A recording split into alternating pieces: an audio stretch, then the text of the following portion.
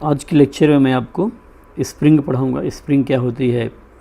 जब हम किसी बॉडी को स्प्रिंग से कनेक्ट करते हैं, अटैच करते हैं किसी बॉडी को स्प्रिंग से, तो स्प्रिंग फोर्स लगाएगी। वो फोर्स किस बात पर डिपेंड करेगा? तो हर स्प्रिंग में दो प्रॉपर्टी होंगी। एक तो स्प्रिंग का अपना नेचुरल लेंथ होगा, जब कोई फोर्स नहीं लगा रखे हैं तो स्प्रिंग की जो टोटल लेंथ है, जैसे यहाँ से यहाँ तक जो लेंथ है वो नेचुरल लेंथ कहलाती है। दूसरा, हर स्प्रिंग का अपना एक प्रॉपर्टी होगी जिसको हम लोग स्प्रिंग का फोर्स कांस्टेंट बोलते हैं। फोर्स कांस्टेंट का मतलब ये होता है कि यदि हम जो है हमारे पास कोई स्प्रिंग है तो जिसका फोर्स कांस्टेंट ज़्यादा होगा, उसमें इलोंगेशन करने के लिए हमें फोर्स ज़्यादा लगाना होगा, या उसको कंप्रेस करने के लिए हमें नहीं फोर्स क्या करना पड़ेगा, अधिक लगाना होगा। तो हर स्प्रिंग का अपना एक क्या होगा, फोर्स कांस्टेंट होगा। तो यहाँ पर ये एक स्प्रिंग है, इसके फोर्स कांस्टेंट को हमने बना रखा है, इधर से स्मॉल से लार्ज की तरफ जा रहे हैं। तो हम इसको डिमॉन्स्ट्रेट करके देख सकते हैं। अब हम जब स्प्रिंग को किसी फोर्स लगा के यहाँ पर मान लेते ऊपर ले जाते हैं तो स्प्रिंग कंप्रेस होगी, और नेचुरल लेंथ से इधर ले जाते हैं तो स्प्रिंग का क्या होगा, इलोंगेशन होगा। तो हमारे पास एक स्प्रिंग है जिसका अपना कुछ नेचुरल लेंथ है। यदि हम स्प्रिंग की लेंथ उस नेचुरल लेंथ से बढ़ा देते हैं तो हम ये बोलते हैं कि हमारी स्प्रिंग जो है स्ट्रेच हो गई है, इलोंगेशन हो गया है। और हम जब स्प्रिंग को दबा करके उसकी लेंथ को नेचुरल लेंथ से कम कर देते हैं तो हम भी कहते हैं कि हमारी स्प्रिंग का क्या हो गया है, कंप्रेशन हो गया है। और दोनों ही कंडीशन में स्प्रिंग क्या करेगी, फोर्स लगाएगी। तो मैं यहाँ पर स्प्रिंग के फोर्स को ब्लू लाइन से रिप्रेजेंट करूँगा, और डिस्प्लेसमेंट, ये जो पॉइंट है, अभी तो नेचुरल लेंथ पे कोई डिस्प्लेसमेंट नहीं है तो इसके डिस्प्लेसमेंट को हम ग्रीन से रिप्रेजेंट करेंगे। यहाँ पर दिख रहा है अपने को, ये जो डिस्प्लेसमेंट है वो ग्रीन से है, नेचुरल लेंथ है ब्लू लाइन है।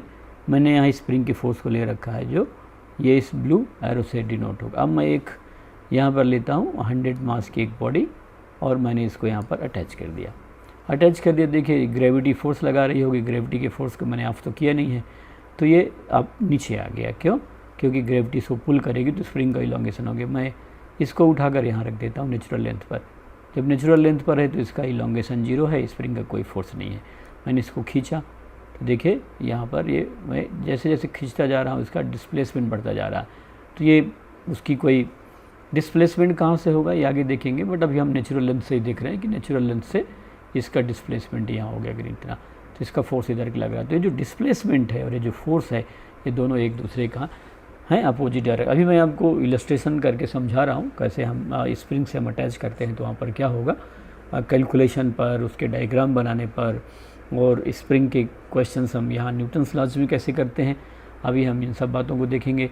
इसके बाद वर्क फॉर एनर्जी पढ़ते समय हमारे स्प्रिंग का काम आएगा, फिर सिंपल हार्मोनिक मोशन पढ़ते समय आएगा।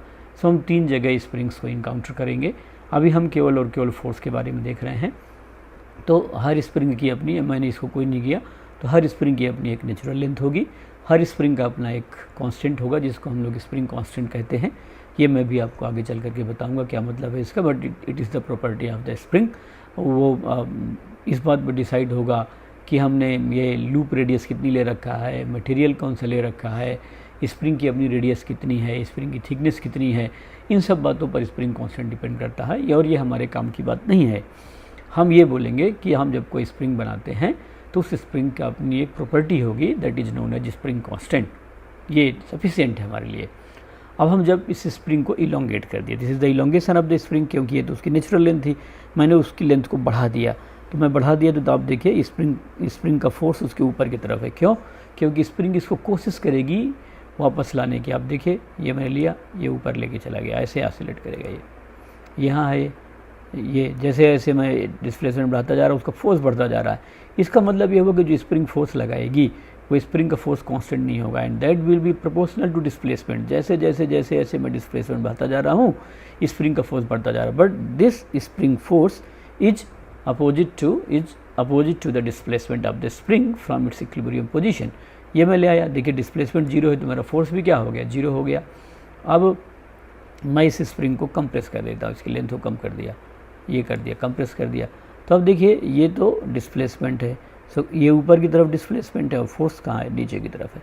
तो इस डिमॉन्स्ट्रेशन से, इस इलस्ट्रेशन से हमें ये बात पता चली कि जो स्प्रिंग का फोर्स है एक तो कांस्टेंट नहीं होगा, दूसरी ये बात पता चलती है कि जो स्प्रिंग का फोर्स है वो उसके डिस्प्लेसमेंट के उसके नेचुरल लेंथ से हम जब उस स्प्रिंग को डिस्प्लेस करेंगे तो उसके डिस्प्लेसमेंट के अपोजिट डायरेक्शन में होगा। हमने कंप्रेस किया तो ये डिस्प्लेसमेंट इधर की तरफ है, तो फोर्स कहाँ, इस साइड है।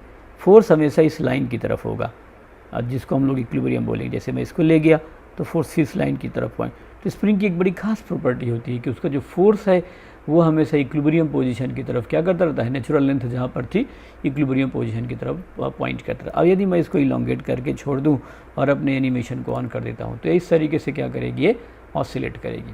तो इस तरह के ऑसिलेशन को अभी हम नहीं पढ़ेंगे यहाँ पर, इसको मैथमेटिकली कैसे रिप्रेजेंट करते हैं ये हम आगे चल करके सीखेंगे।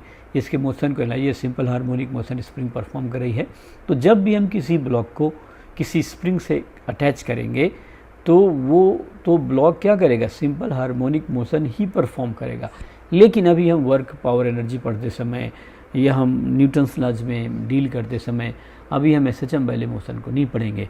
अभी हम कुछ बेसिक प्रॉपर्टी सीखना चाहते हैं कि स्प्रिंग का फोर्स कैसे लगाएंगे। वर्क पावर एनर्जी में जब हम इसे स्प्रिंग का इलोंगेशन या कंप्रेशन हो रहा है तो स्प्रिंग कितना एनर्जी स्टोर करती है। अभी हम इस तरह के जो है एक्सपेक्ट पर काम कर रहे हैं। सो फिर से मैं एक बार आपको बता देता हूँ, जैसे ऐसे हम इसके इलोंगेशन को बढ़ाएंगे तो देखिए इलोंगेशन मतलब इसका डिस्प्लेसमेंट बढ़ रहा है इसकी मीन पोजीशन से, तो फोर्स की वैल्यू बढ़ रही है। जैसे मैं इसे कंप्रेस किया, कंप्रेशन बढ़ाता जा रहा हूँ तो उसका स्प्रिंग फोर्स भी बढ़ता चला जा रहा है। इस तरह कर दिया। और यदि मैं इस ब्लॉक को यहाँ पर रखा और हटा लिया, यहाँ से हटा लिया मैंने, हटा के यहाँ रख दिया, तो अब देखिए स्प्रिंग कहाँ आ गई, अपने नेचुरल लेंथ में। आप इलोंगेशन ऑन भी करते हैं तो उससे कोई फ़र्क नहीं पड़ रहा होगा। तो ये एक सिंपल डिमॉन्स्ट्रेशन मैंने आपको स्प्रिंग का करके दिखाया। सो अब मैं आपको स्प्रिंग और उसके फोर्स की बेसिक प्रॉपर्टी सिखाता हूँ। सो स्प्रिंग एंड स्प्रिंग फोर्स। जैसे मान लिया हमारे पास कोई भी स्प्रिंग है, उसके दो एंड होंगे, ये मैंने बना लिया, ये दो इसके एंड हो गए। स्प्रिंग पे हम न तो हम इसे इलोंगेट कर रखे हैं, ना ही हम इसे कंप्रेस कर रखे हैं, तो ऐसे है। सो मान लिया ये L0 मान लिया। सो L0 is the natural length. L0 natural length है। हर स्प्रिंग की अपनी कोई न कोई लेंथ होगी जिसके लिए आपने उसे डिज़ाइन किया है। ये आ गया। अब ये इसके दो एंड हैं। हम इन दोनों, अब हम क्या करना चाहते हैं, इस स्प्रिंग को इलोंगेट करना चाहते हैं। इलोंगेट करने का मतलब हमें इसकी लेंथ को क्या करना पड़ेगा, बढ़ाना पड़ेगा। सो मैंने इसको पकड़ करके खींच दिया ऐसे, ये ऐसे हो गया। तो ये दो एंड हैं। सो स्प्रिंग वापस आना चाहेगी तो हम जहाँ से पकड़ के इसको पुल कर रखे हैं तो स्प्रिंग इधर की तरफ फोर्स लगाएगी। सो ये स्प्रिंग फोर्स हो गया, Fs लिख देता हूँ मैं। और हमने इलोंगेट करने के लिए इस पर कोई फोर्स लगाया होगा तो ये हमारा फोर्स हो गया F एक्सटर्नल, जो हमने लगाया है। This is our F external. हम एक्सटर्नल फोर्स नहीं लिखेंगे, हमें स्प्रिंग की स्टडी करना है, इसलिए हम स्प्रिंग फोर्स लिखेंगे। तो हमने क्या किया, इस स्प्रिंग का इलोंगेशन करा दिया, ये प्लस ये इतनी लेंथ हमने बढ़ा दिया, तो स्प्रिंग का इलोंगेशन है। सो इलोंगेशन, स्प्रिंग उधर की तरफ गई, आपको ऐसे नहीं करना था। सो हमारे पास एक तरीका ये था कि आप एक एंड स्प्रिंग का फिक्स कर दीजिए, अटैच कर दीजिए, और दूसरे एंड को ही पकड़ कर आगे खींच लीजिए। ऐसे आप पकड़ खींच सकते थे। तो ये तो आपका एक्सटर्नल फोर्स हो गया जो आप लगा रहे स्प्रिंग को एक्सटेंड करने के लिए। तो आप स्प्रिंग को लेंथ, उसकी नेचुरल लेंथ इतनी थी, आपने इसकी लेंथ को क्या कर दिया, बढ़ा दिया। तो ये इतना, मान लो मैंने ये डिस्प्लेसमेंट कितना कर दिया, इसका x कर दिया नेचुरल लेंथ से। तो स्प्रिंग फोर्स लगाएगी इधर की तरफ, ये F स्प्रिंग हो गया, है ना। यहाँ पर भी आप देखेंगे तो स्प्रिंग इसको इधर की तरफ फोर्स लगाएगी। स्प्रिंग हमेशा दोनों एंड में ही क्या करेगी, फोर्स एक्सर्ट करेगी। आपने स्प्रिंग को इलोंगेट कर दिया है तो स्प्रिंग उसको वापस लाने की कोशिश करेगी, तो पुल करेगी। तो जब इलोंगेशन होगा स्प्रिंग का, जब स्प्रिंग को हम इलोंगेट करके रखेंगे तो स्प्रिंग बॉडीज़ को क्या करेगी, पुल करेगी। सो पुल कब करेगी spring, when the spring is stretched. तो हम लिखेंगे when the spring is stretched then it pulls the bodies. तो जिन बॉडीज से कनेक्टेड है उन बॉडी को स्प्रिंग क्या करेगी, पुल करेगी, अपनी तरफ वापस खींचेगी, तो पुल करेगी। अब मैं यहाँ पर एक अगला इलस्ट्रेशन आपको बता देता हूँ कि जैसे मान लिया ये हमारे पास स्प्रिंग एक तरफ अटैच कर देते हैं, ज़्यादा अच्छा रहेगा, और ये हमारे पास ये स्प्रिंग है ऐसे नेचुरल लेंथ में है। अब ये जो लेंथ है इसकी वो L0 है। अब मैंने क्या किया, फोर्स लगा करके इस स्प्रिंग को कंप्रेस कर दिया।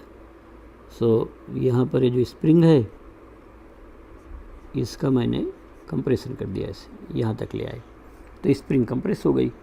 सो इसका जो कंप्रेशन है वो कितना हो गया, x हो गया। तो नेचुरल लेंथ से ऐसे कंप्रेस कर दिया। तो स्प्रिंग जो है कंप्रेस किया होगा आपने, तो बाहर से ऐसे फोर्स लगाया होगा। सो आपका ये F एक्सटर्नल है। जब तक आप फोर्स नहीं लगाएंगे आप स्प्रिंग को कंप्रेस नहीं कर सकते। यहाँ पर एक अटैचमेंट लगा दिया मैंने, और आप यहाँ पर फोर्स लगा के इसको इधर की तरफ पुश करेंगे, तो पुश करेंगे तो स्प्रिंग जो है वो कंप्रेस होगी। तो मैंने कंप्रेस किया तो हमारा एक्सटर्नल फोर्स इस डायरेक्शन में होगा। स्प्रिंग क्या करेगी, वापस आना चाहेगी, स्प्रिंग यहाँ जाना चाहेगी। तो ये जो स्प्रिंग फोर्स लगाएगी वो इधर की तरफ लगाएगी। सो ये F स्प्रिंग हो गया। तो स्प्रिंग क्या कर रही है, अपनी नेचुरल लेंथ को गेन करने की कोशिश करे, तो पुश कर रही है। इसे आपने यहाँ पर कोई फोर्स लगा रखा होगा तो पुश करेगी। यहाँ पर इधर की तरफ भी है तो भी ये स्प्रिंग उसको पुश कर रही होगी। यदि मान लो इधर कमज़ोर है तो इधर टूट के चला जाएगा। तो यहाँ पर हमें क्या रिजल्ट मिला कि हम जब स्प्रिंग को कंप्रेस करते हैं then it pushes the bodies. तो जो स्प्रिंग का फोर्स होता है वो पुलिंग फोर्स भी हो सकता है, बॉडीज़ को पुल भी कर सकता है और बॉडी को पुश भी कर सकता है। सो अब मैं यहाँ पर क्या लिखूँगा, when the spring is compressed,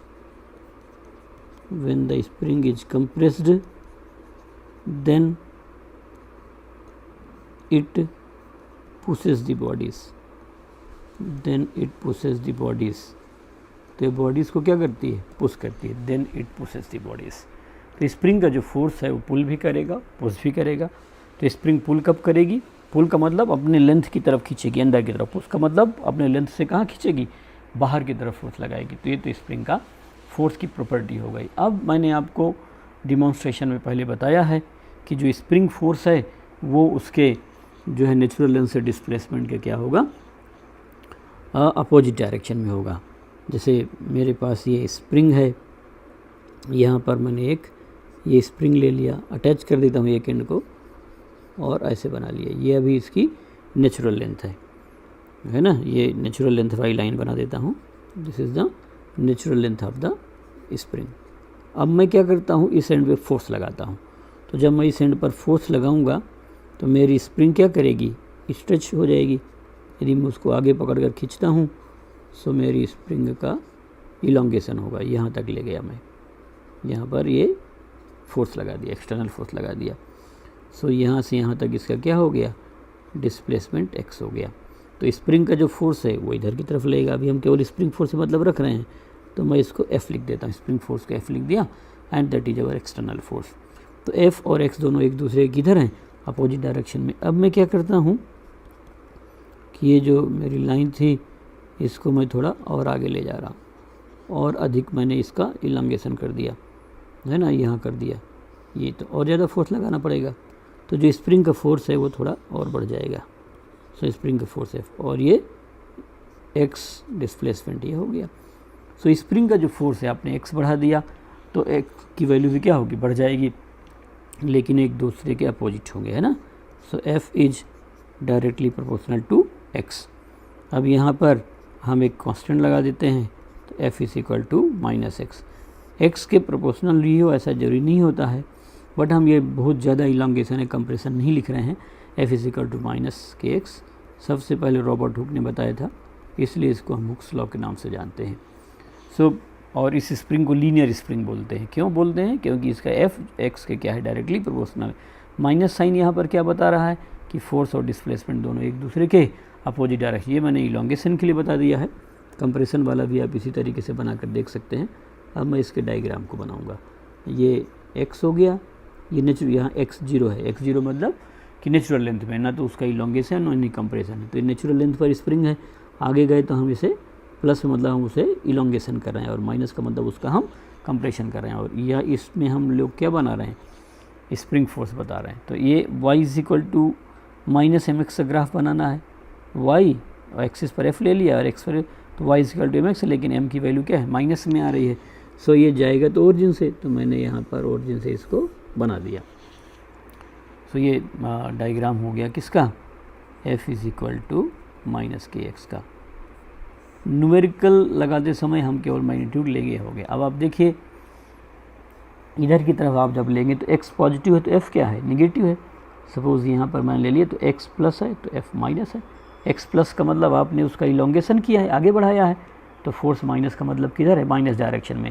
भाई आपने कोई ओरिजिन लिया तो आगे की तरफ डिस्प्लेसमेंट ले रहे हैं, इधर के डिस्प्लेसमेंट इधर वाई डायरेक्शन के यदि प्लस लिख रहे हैं तो फोर्स डिस्प्लेसमेंट तो इधर ही है तो प्लस हो गया, और फोर्स उसके अपोजिट है तो क्या हो गया, माइनस। लेकिन आप जब स्प्रिंग को कंप्रेस किए, कंप्रेस करने वाले डायग्राम को मैंने यहाँ नहीं बना रखा है, बट आप चाहें तो यहाँ पर मैं बना देता हूँ इसको, और यहीं तक मैं इस स्प्रिंग को दिखाऊंगा। स्प्रिंग मैंने कंप्रेस कर दिया, सो आपका डिस्प्लेसमेंट तो इधर की तरफ हो गया, ये आपका डिस्प्लेसमेंट है, और स्प्रिंग अब इस बार क्या करेगी, वापस आना चाहेगी, तो एफ और एक दूसरे के अपोजिट होगी। तो जब ये एक्स निगेटिव डायरेक्शन में है तो फोर्स कहाँ हो गया, पॉजिटिव डायरेक्शन में हो गया। सो यहाँ पर आप देखिए जब मेरा एक्स ले लिया ये, तो एक्स निगेटिव साइड में है तो फोर्स कहाँ पर है, पॉजिटिव साइड में है। तो इस तरीके से स्प्रिंग फोर्स जो है वो उसके इलोंगेशन पर डिपेंड करता है। इलोंगेशन के बाद तो ये जो के है, this K is known as force constant. तो ये जो के है ये फोर्स कांस्टेंट कहलाता है, फोर्स कांस्टेंट, या इसी को स्प्रिंग कांस्टेंट लिख देते हैं बहुत बार हम। सो इट इज़ स्प्रिंग कांस्टेंट, या इसी को स्टिफनेस कांस्टेंट लिख देते हैं, स्टिफनेस कांस्टेंट। यदि के की वैल्यू ज़्यादा है, यदि के की वैल्यू ज़्यादा है तो सेम इलोंगेशन लाने के लिए आपको फोर्स ज़्यादा लगाना पड़ेगा, मतलब हमारी स्प्रिंग क्या है, ज़्यादा स्टिफ है। तो यह स्प्रिंग की प्रॉपर्टी हो गई। यदि आप इसका यूनिट लिखना चाहें तो इसका यूनिट क्या है, न्यूटन, इसका मीटर। तो जो स्प्रिंग कांस्टेंट के है, इस के का यूनिट हो जाएगा न्यूटन पर मीटर। सो यूनिट ऑफ के इज़ न्यूटन पर मीटर। सो ये आपको इतना दिया रहेगा। तो ये स्प्रिंग की बेसिक प्रॉपर्टीज़ हमने बना लिया। हमने कंप्रेस किया तो ये इधर फ्री एंड से अंदर की तरफ गया तो फोर्स का बाहर की तरफ, हमने इलांगेट किया तो फ्री एंड बाहर की तरफ मूव किया तो डिस्प्लेसमेंट इस डायरेक्शन में, तो फोर्स कहाँ है, अपोजिट डायरेक्शन में। सो क्या क्या प्रॉपर्टी अपने को पता चल गई कि एक तो जो स्प्रिंग का फोर्स है वो कांस्टेंट नहीं है, दूसरा स्प्रिंग का फोर्स और उसका डिस्प्लेसमेंट दोनों एक दूसरे के क्या है, अपोजिट डायरेक्शन। तीसरा हम लीनियर स्प्रिंग ले रहे हैं जिसमें स्प्रिंग फोर्स उसके डिस्प्लेसमेंट के क्या होगा, डायरेक्टली प्रोपोर्शनल होगा, और इसको हुक्स लॉ से बोलते हैं। तो यदि आपके स्प्रिंग फोर्स को बताना है तो आप बोलेंगे कि यदि किसी स्प्रिंग का जो है डिस्प्लेसमेंट उसके नेचुरल लेंथ से x है तो उसमें लगने वाला force F is equal to minus K X होगा। सो स्प्रिंग फोर्स पर मैं आपको पहले कुछ छोटे छोटे फंडामेंटल क्वेश्चंस करा देता हूँ। सो मैं यहाँ पर क्या कर रहा हूँ कि दो स्प्रिंग ले रहा हूँ, ये दो स्प्रिंग कंसीडर कर लेता हूँ मैं, है ना। यहाँ पर फोर्स लगा रहे हैं और ये स्प्रिंग ए मान लिया, और इसी तरीके से एक दूसरी स्प्रिंग है, इस पे इधर की तरफ फोर्स लगा रहे हैं। इसका स्प्रिंग कांस्टेंट 100 न्यूटन पर मीटर है, और ये स्प्रिंग जो बी है इसका स्प्रिंग कांस्टेंट 200 न्यूटन पर मीटर है। तो फाइंड, बहुत छोटे छोटे क्वेश्चन अभी मैं करा रहा हूँ। Find force required, find force required to elongate each spring by 1 centimetre. दोनों स्प्रिंग को 1 सेंटीमीटर का इलोंगेशन प्रोड्यूस करने के लिए हमें जो है कितना फोर्स चाहिए, फोर्स रिक्वायर्ड है ना, हम लगाएंगे बाहर से। सो कोई इस पॉइंट का तो कोई मास है नहीं, तो हमारा फोर्स और स्प्रिंग फोर्स दोनों क्या होंगे, बराबर होंगे। सो हम मैग्नीट्यूड निकालेंगे, है ना। सो यहाँ पर सबसे पहले x की वैल्यू लिखेंगे, x की वैल्यू 1 सेंटीमीटर है तो 1/100 मीटर हो गया, या आप डेसिमल में लिखना है 0.01 मीटर हो गया। अब आप स्प्रिंग नंबर ए के लिखेंगे तो external force F is equal to K into X, magnitude लिख रहा हूँ मैं। सो के की वैल्यू कितनी है, 100 न्यूटन पर मीटर एंड दिस इज 0.01। सो किसकी इक्वल हो जाएगी, 1 न्यूटन के बराबर हो जाएगी। सो आपको 1 न्यूटन का फोर्स यदि इस स्प्रिंग पे लगाएंगे तो उसका इलॉन्गेशन 1 सेंटीमीटर हो जाएगा। इसी तरीके से आप जो है स्प्रिंग नंबर बी के लिए लिख सकते हैं। सो बी के लिए यदि आपको फोर्स लगाना है तो यहाँ पर भी एफ इज़ के एक्स लिखेंगे। एफ यहाँ पर कितना है 200 into 0.01। So F is equal to 2 newton का फोर्स। अब आप ज़रा समझिए, हम दोनों ही स्प्रिंग में 1 सेंटीमीटर का इलॉन्गेशन चाहते थे, तो क्या दोनों में फोर्स की रिक्वायरमेंट बराबर हुई क्या? जिसका फोर्स कांस्टेंट ज़्यादा है, इसका ज़्यादा है तो इसे फोर्स ज़्यादा लगाना पड़ा, इसका कम है तो इसमें कम लगाना पड़ा। सो फोर्स कांस्टेंट की मीनिंग इस एग्जांपल से आपको समझ में आई कि जिस स्प्रिंग का फोर्स कांस्टेंट ज़्यादा होगा, सेम इलॉन्गेशन प्रोड्यूस करने के लिए उस स्प्रिंग में हमें फोर्स ज़्यादा लगाना पड़ेगा, और जिसका कम है फोर्स कांस्टेंट, उसमें इलॉन्गेशन प्रोड्यूस करने के लिए हमें फोर्स की रिक्वायरमेंट क्या होगी, कम होगी। तो इस तरीके से हम यहाँ पर फोर्स कांस्टेंट बता सकते हैं। तो एक प्रॉपर्टी ये हो गई कि हर स्प्रिंग की अपनी एक एलिमेंट्री प्रॉपर्टी होगी, उसका फोर्स कांस्टेंट होगा, जो इस बात पर डिपेंड करेगा कि वो किस मटेरियल की है और उसके लूप का साइज कितना है, नंबर ऑफ लूप्स कितने हैं, इन सब बातों पर वो डिपेंड कर सकता है। सो ऐसे हम बता सकते हैं। अभी मैं आपको 1-2 एलिमेंट्री क्वेश्चन करा रहा हूँ, बाकी न्यूटन्स लॉस में किस तरह क्वेश्चन होते हैं अभी हमें सब क्लियर हो जाएगा। So when A spring is compressed by 2 centimeter, then it exerts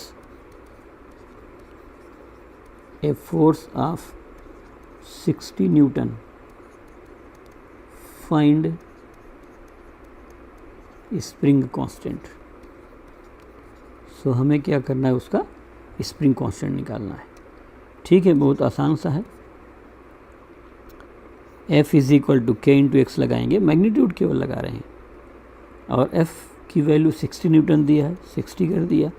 K और X की वैल्यू कितना दिया, 2 सेंटीमीटर, तो 2 सेंटीमीटर मतलब 2/100 ऐसे करना पड़ेगा, है ना, तभी हम उसको जो है बता सकते हैं। तो K की जो वैल्यू है वो कितनी हो गई, 60 इंटू 100 डिवाइड बाई 2, तो ये 30 हो गया। सो K की जो वैल्यू है वो 3000 न्यूटन पर मीटर हो गई, ऐसे बता सकते हैं।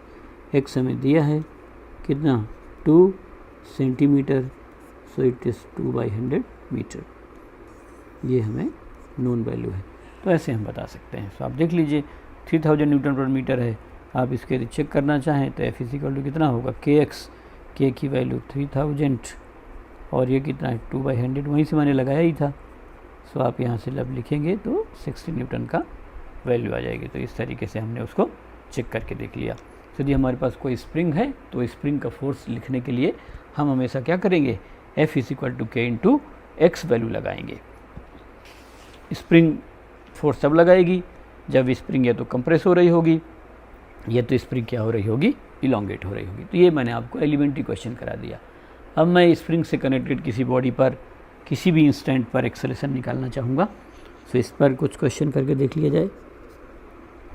सो मैंने मान लिया यहाँ पर कि मेरे पास 2 बॉडीज़ हैं। ये एक 3 kg की बॉडी है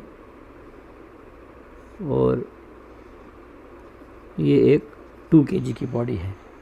3 kg एंड 2 kg, इनके बीच में एक मैंने ये स्प्रिंग कनेक्ट कर रखा है। इस बॉडी पर इधर की तरफ 10 न्यूटन का फोर्स है। इस बॉडी का नाम ए कर देता हूँ, इस बॉडी का नाम बी कर देता हूँ। मान लो, है ना, मान लिया कि ये स्प्रिंग नहीं होती और मैं इस बॉडी पर 10 न्यूटन का फोर्स लगाता तो इसमें कितना एक्सेलरेशन आता, मास इंटू एक्सेलरेशन। तो एक्सेलरेशन आता यहाँ पर फोर्स बाई मास 10/2 5 आता। अब मैंने स्प्रिंग यहाँ लगा रखा है, तो यदि ये स्प्रिंग का इलोंगेशन है तो इसका एक्सेलरेशन 5 से कम आएगा। सो फाइंड यहाँ पर लिखेंगे find acceleration of body B when acceleration of body A first is 3 metre per second square, second is 8 metre per second square, दोनों मान लिया। उसका एक्सेलरेशन 8 मान लिया और उसका एक्सेलरेशन कितना मान लिया मैंने, 3 मान लिया। सो देखते हैं लगा करके, बहुत आसान सा है। स्प्रिंग कांस्टेंट वगैरह हमें कुछ नहीं दे रखा है। सो यहाँ पर हमने ये भी नहीं दिया है कि वो कंप्रेस्ड है कि इलोंगेटेड है, बट हम यहाँ से आइडिया लगा सकते हैं। ये फोर्स कितना दिया है, 10 न्यूटन, मास 2, तो 10/2 5 हुआ। ये 5 से कम है मतलब इलोंगेशन है, ये 5 से ज़्यादा है मतलब कंप्रेशन है। सो हम जो है इसको बता सकते हैं कि इलोंगेशन है कि कंप्रेशन है स्प्रिंग के लिए। और यदि अपने को क्लियर नहीं चल रहा तो भी हम इसे इजीली लगा लेंगे। सो आप देखिए, मैं सबसे पहले 2 kg की बॉडी पर बताता हूँ। स्प्रिंग में ये इधर की तरफ फोर्स कितना है, 10 न्यूटन का। स्प्रिंग मान लेता हूँ, फोर्स कितना लगा रही है, F लगा रही है, और इसका जो एक्सेलरेशन है वो किधर है, 3 है इधर की तरफ, ये इसका एक्सेलरेशन है। ऐसे हम बता सकते हैं। सो आप देखिए कितना हो गया, F - 10 total force is equal to mass into acceleration. तो F - 10 is equal to 2 × 3। So F की वैल्यू यहाँ पर 6 + 10 कितनी हो जाएगी, 16 न्यूटन हो जाएगी। तो स्प्रिंग जो है वो 16 न्यूटन का फोर्स लगा रही है। ये हमने इधर माना था तो 10 हमारा बड़ा होगा, है ना, ये हमें दिया नहीं है तो हमने मान लिया कि उसका एक्सेलरेशन इधर ही की तरफ है। और मैं बना देता हूँ इसका एक्सेलरेशन, नहीं तो अपने 2 तरह के आंसर्स आएंगे। सो मैंने मान लिया कि इसका एक्सेलरेशन ए इधर की तरफ है और फिर इसको यहाँ पर अपने को करेक्ट करना पड़ेगा। सो आराम से हम इसे बता सकते हैं। ये वाला एक्सेलरेशन इधर है तो 10 - F है। सो इट इज़ 10 - F कर लिया, है ना। सो 10 - F इज इक्वल टू ये आ गया। सो F की वैल्यू 10 - 6 कितनी हो जाएगी, 4 न्यूटन। सो स्प्रिंग कितने न्यूटन का फोर्स लगा रही है, 4 न्यूटन का स्प्रिंग लगा रही है। तो 10 - 4 6 हुआ, 6/2 3 आंसर आ जाएगा। तो ऐसे आप बता सकते हैं। ऐसे कोई बहुत कठिन है ये नहीं है कि बहुत ज़्यादा डिफ़िकल्ट बात है। यहाँ पर छोटे छोटे कॉन्सेप्ट पहले सीखिए। न्यूटन्स लॉज में कोई बहुत कठिन तरह के क्वेश्चन नहीं होते। एक तो यही आता है, ये 3 kg की बॉडी है, इस पर स्प्रिंग है। अब हमने तो इसमें इलोंगेशन लिया है, तो यदि स्प्रिंग इसको इधर पुल की है तो इधर इसको पुल करेगी, और स्प्रिंग का फोर्स पूरी स्प्रिंग के लिए वही होता है। तो यदि मैंने इस बॉडी में बैक साइड फोर्स लगाया था, मतलब स्प्रिंग इसको पुल कर रही है, तो इसको भी पुल करेगी। पुल स्प्रिंग तभी करेगी जब उसका इलोंगेशन होगा, तो F हो गया। यदि इसमें लगने वाला यही फोर्स है तो डेफिनेटली इसका एक्सेलरेशन इधर होगा ही होगा।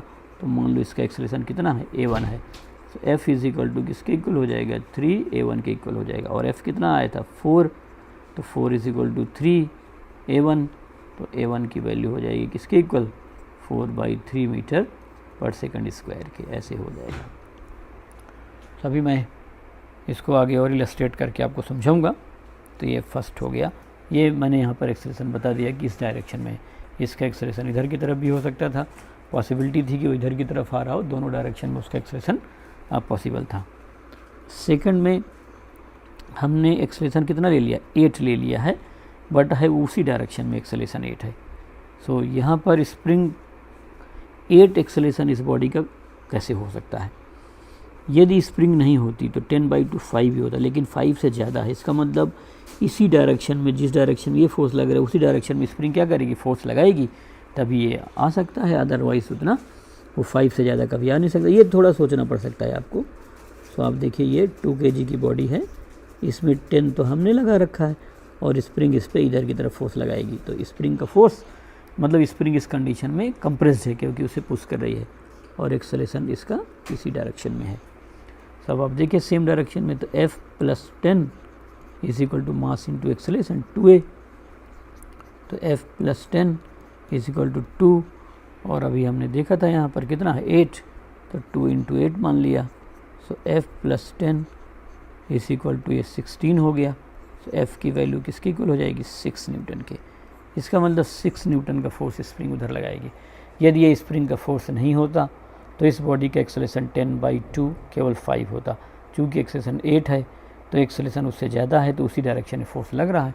तो आप ये पहले चेक कर लीजिए कि यदि कोई डायरेक्शन नहीं बता रखा, ये नहीं बता रखा कि स्प्रिंग कंप्रेस्ड है या इलोंगेटेड है, तो हमें ये चेक करना पड़ सकता है। ये हो गया हमारे लिए किसका, ए बॉडी के लिए। अब मैं 3 kg बॉडी को देखता हूँ, तो ये इसको पुश कर रही है तो स्प्रिंग इसको ही पुश करेगी, तो F हो गया, तो इसका एक्सेलरेशन इधर डायरेक्शन में होगा। मान लो ये A1 है, so F is equal to 3 × A1, F की वैल्यू 6 है, तो 6 3 A1, सो A1 की वैल्यू किसकी इक्वल हो जाएगी 2 मीटर/सेकंड² की इक्वल हो गई। तो इस तरीके से आप बता सकते हैं, बस ऐसे आसानी से हम बता देंगे। तो इसका एक्सेलरेशन कितना हो गया यहाँ पर 2 मीटर/सेकंड², और इस वाले का एक्सेलरेशन कितना था 8 मीटर/सेकंड²। सो हमारी जो स्प्रिंग है, ये मैंने नहीं बताया था कि स्प्रिंग ये इलोंगेटेड कंडीशन में है या कंप्रेस कंडीशन में है। तो फर्स्ट पार्ट में तो इलोंगेशन है और सेकंड पार्ट में क्या स्प्रिंग का कंप्रेशन है। एक बॉडी का एक्सेलरेशन दिया है, किसी दूसरी बॉडी के एक्सेलरेशन को हम लोग क्या कर रहे हैं कैलकुलेट कर रहे हैं। तो हम इस तरीके से बता सकते हैं। बाहर से हमने फोर्स क्या लगा रखा है 10 न्यूटन का लगा रखा है।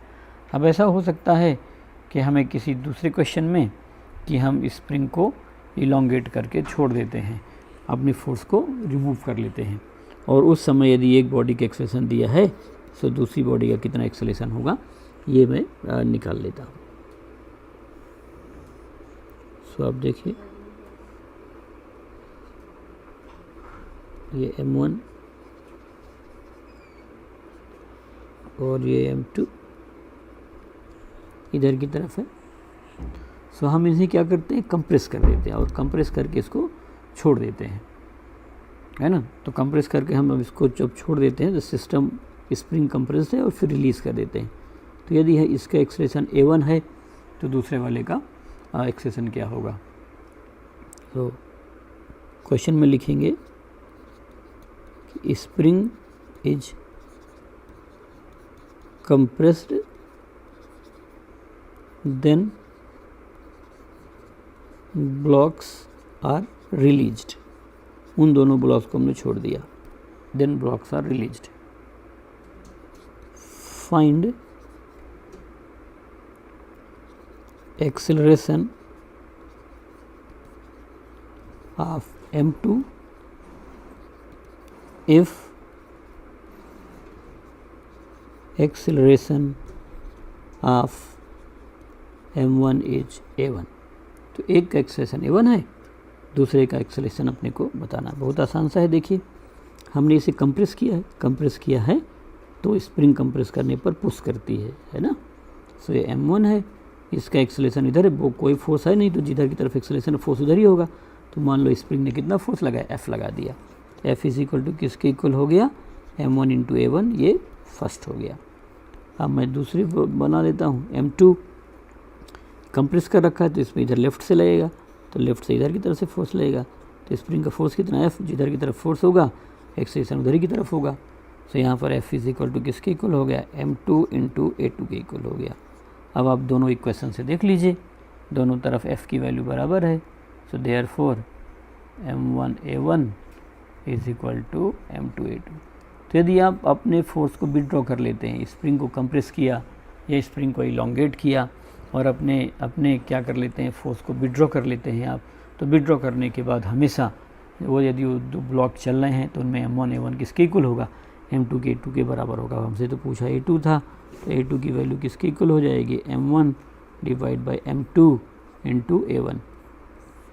तो इस तरीके से हमारे पास यदि ब्लॉक्स कनेक्टेड है तो ये तो एक्सटर्नल फोर्स लगा करके एक्सेलरेशन पूछेगा कि एक्सेलरेशन फोर्स लगा हुआ है। जैसे इस क्वेश्चन में है कि हमने एक्सटर्नल फोर्स लगा रखा है और पूछ रहे हैं कि उस टाइम पर एक बॉडी का एक्सेलरेशन A1 है तो दूसरे का कितना होगा। दूसरा कि हम कंप्रेस या इलोंगेट करके छोड़ देते हैं तो मैंने यही लिखा कि spring is compressed then blocks are released, find acceleration of M2 if acceleration of M1 is A1। तो हमने यहाँ पर कंप्रेस किया और छोड़ दिया। जब कंप्रेस कर देंगे तो स्प्रिंग बॉडीज़ को पुश करेगी। आप ध्यान रखिए पीछे वाले से कि यदि स्प्रिंग कंप्रेस्ड है तो बॉडीज़ को पुश करती है, और यदि स्प्रिंग इलोंगेटेड है तो बॉडीज़ को पुल करती है। तो स्प्रिंग पर अब हम कुछ दूसरी कैटेगरी के क्वेश्चन लगा के देखते हैं। जैसे मेरे पास ही कोई एक सपोर्ट है, इस सपोर्ट से स्ट्रिंग बांध रखा है मैंने, ये ब्लॉक हो गया जिसका मास M है, M मास है इसका। और फिर मैंने क्या किया कि यहाँ से स्प्रिंग बांध दिया और इसको यहाँ से इसको अटैच कर दिया, ये भी M है।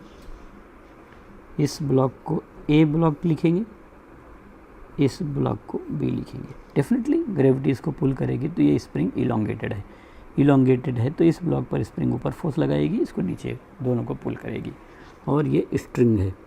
So this is our spring. नाम लिखने की ज़रूरत नहीं है, बट मैं बोलूँ तो आपको डाउट नहीं हो, और ये स्ट्रिंग है। So find acceleration, find acceleration of block A and block B just after string is cut। अभी न्यूटन्स लॉस में ये तीसरी कैटेगरी का प्रॉब्लम अपने से पूछा जाता है। So just after string is cut.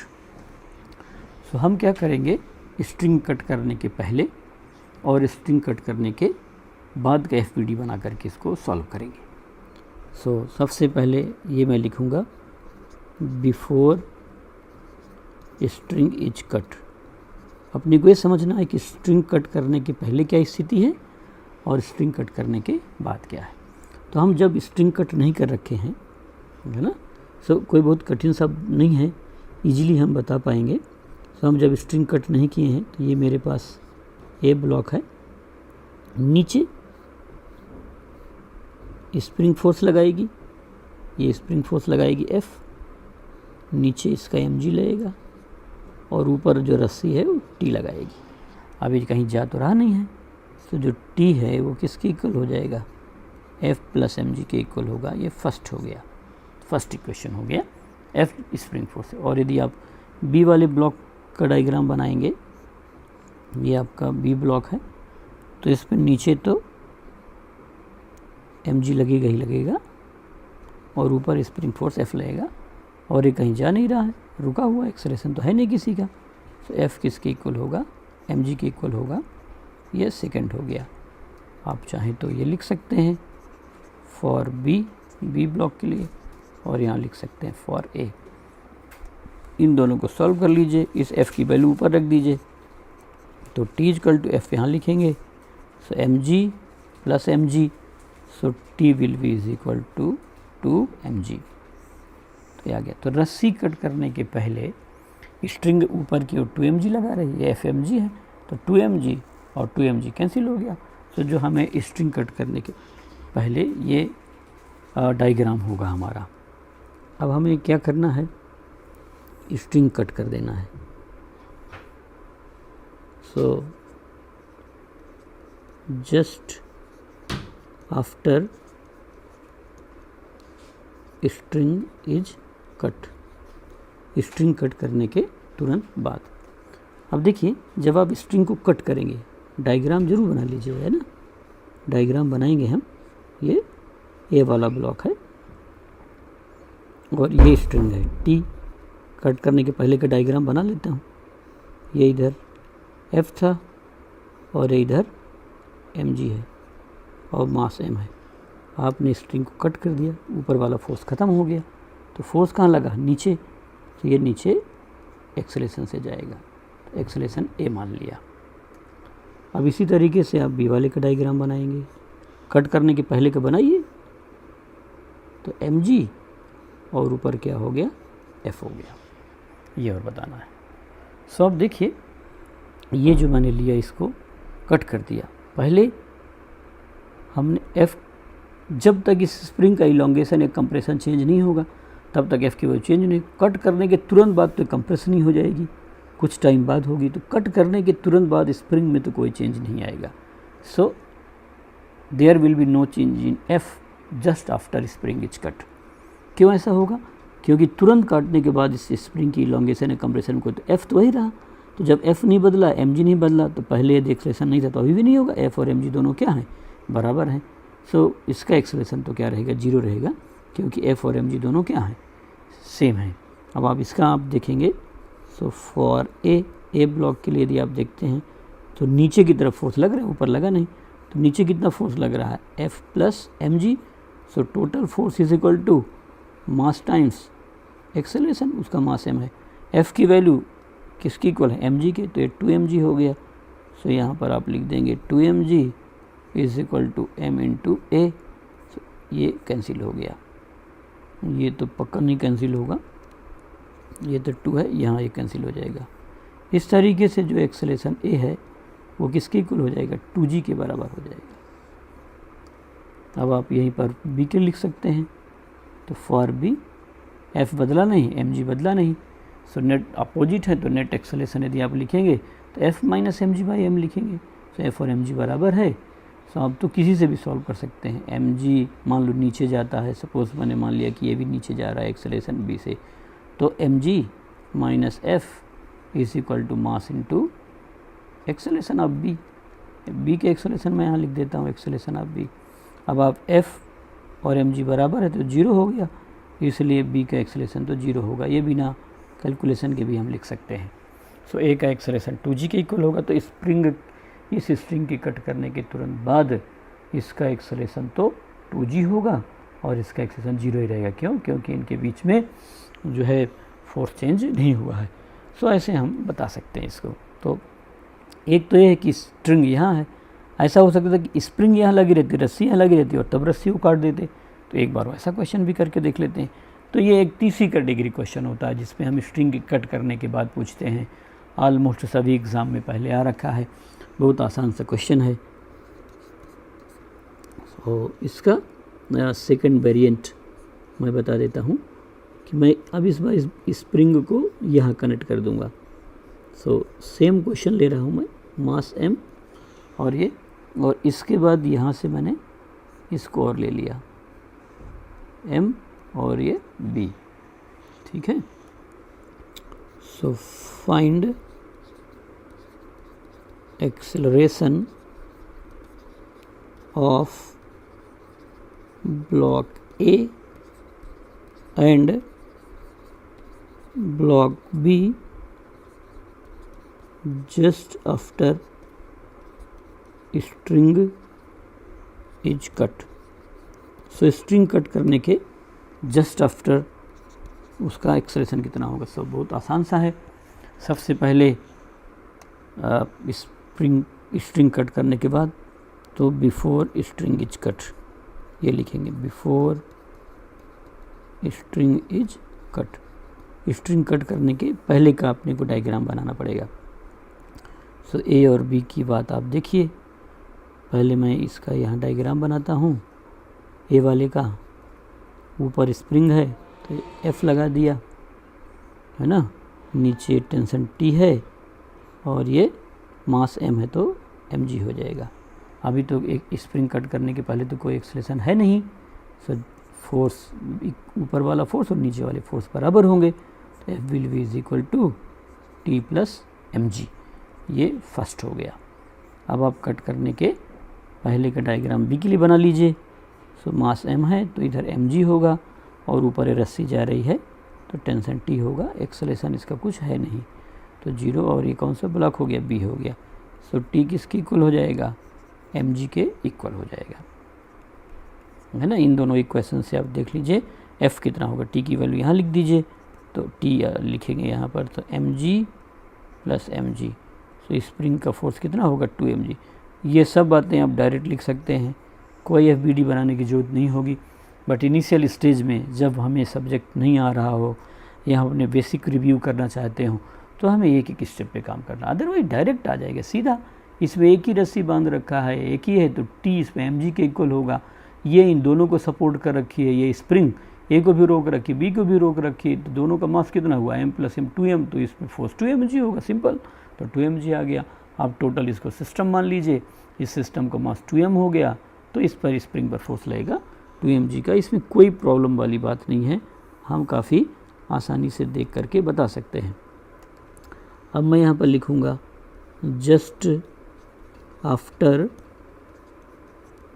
String is cut, string cut करने के तुरंत बाद। तो स्ट्रिंग कट करने के तुरंत बाद आप पहले एक एक बॉडी का डायग्राम बनाइए, इसके बाद हम देखेंगे। ये ए हो गया, डायग्राम बना लिया कीजिए पूरा, इसके बाद उसको क्रॉस लगा दिए जिसको काट रहे हैं। ये टी, ये काटने के पहले का डायग्राम है, और ये mg, फिर आप इसको काट दीजिए, क्योंकि स्ट्रिंग काट दिया तो टेंशन की वैल्यू 0, इससे कटते ही टेंशन 0 हो गया। तो जैसे ही कट करेंगे टेंशन की वैल्यू 0 हो जाएगी। देखिए नीचे वाला फोर्स कम हो गया ना, तो नीचे वाला फोर्स कम हो गया, ऊपर वाला तो अभी बराबर ही था, F कितना था 2mg। आप नीचे का फोर्स कम करेंगे तो एक्सेलेरेशन इसका ऊपर की तरफ होगा, ये भागेगा ऊपर। यहाँ का फोर्स अभी तो रोक रखा था कट करने के पहले, इसका कोई एक्सेलेरेशन नहीं है, तो जो ऊपर और नीचे के टोटल फोर्स है वो बराबर है। आपने नीचे वाले को कम कर दिया तो ऊपर का तो वही रहा, तो ऊपर की तरफ जंप कर जाएगा। ये इसका डायग्राम मैंने बनाया। बी वाला आप देखिए, जब बी देखेंगे तो ऊपर की तरफ टेंशन कितना है T, और नीचे mg था, तो मैंने mg लगा दिया। क्वेश्चन में क्या बोला कि इसको काटिए, तो आपने ऊपर वाले को कट कर दिया तो कहाँ भागेगा, नीचे भाग जाएगा। तो इसका एक्सेलेरेशन कितना हो गया, b हो गया। तो आप समझिए कि नीचे का फोर्स कम कर दिया तो ये ऊपर की तरफ क्या करेगा, एक्सेलरेट करेगा। अब इसकी आप जो है आसानी से वैल्यू बता सकते हैं। तो एक एक क्वेश्चन का ज़रा लगा देता हूँ मैं। फॉर ए के लिए कितना होगा, F - mg = ma। तुरंत बाद स्प्रिंग का फोर्स चेंज नहीं करेगा, ये ध्यान रखना। जस्ट जब तक स्प्रिंग का इलांगेशन कंप्रेशन नहीं बदलेगा तब तक ये नहीं बदल। और F की वैल्यू कितनी है 2mg, तो मैं यहाँ पर लिखूँगा 2mg - mg = m × a। तो अब देखिए 2mg से mg चला गया तो mg से m कट गया, तो a की वैल्यू किसके इक्वल होगी, g के इक्वल हो जाएगी। सो एक्सेलेरेशन ऑफ a = g। सो किधर की तरफ है, ये अपवर्ड डायरेक्शन में है, तो a का एक्सेलेरेशन g के इक्वल आ गया। इसी तरीके से थोड़ा जगह कम है तो मैं इसी में कंजूसी के साथ बता देता हूँ। ये ऊपर काट दिया, तो अब फोर्स कौन सा लग रहा है, नीचे की तरफ लग रहा है। तो नीचे की तरफ लगने वाला नेट फोर्स कितना है, mg। पहले लिखेंगे फॉर b के लिए। सो आप देखिए v के लिए, जब हम इस b बॉडी को देख रहे हैं तो ऊपर का तो फोर्स ही मैंने कट कर दिया, तो स्ट्रिंग में तुरंत ही 0 हो गया। स्ट्रिंग के कट करते उसका जो है टेंशन 0। तो अब फोर्स बचा कितना, केवल नीचे की तरफ mg बचा। सो टोटल फोर्स mg = मास × एक्सेलेरेशन, ये है। सो m से m कट गया, सो एक्सेलेरेशन ऑफ b = g, और किधर की तरफ है, डाउनवर्ड। सो g का एक्सेलेरेशन डाउनवर्ड होगा और a का एक्सेलेरेशन अपवर्ड होगा। कट करने के जस्ट बाद तो मैं आंसर यहाँ लिख देता हूँ। एक्सेलेरेशन ऑफ a g आ रहा है ऊपर की तरफ, एक्सेलेरेशन ऑफ b आ रहा है g नीचे की तरफ। तो इस तरीके से आप क्वेश्चंस को लगा सकते हैं। वीडियो देखने के बाद एक बार देख लीजिए, फिर बंद कर दीजिए उसको, पूरा क्वेश्चन लिखिए अपनी कॉपी में और एकदम प्रॉपर नोट्स बनाइए। तो लाइफ में कभी भी आपको कितने साल बाद भी रिवाइज़ करना होगा, बहुत कम टाइम में आप अपनी नोट्स से रिवाइज़ कर सकते हैं।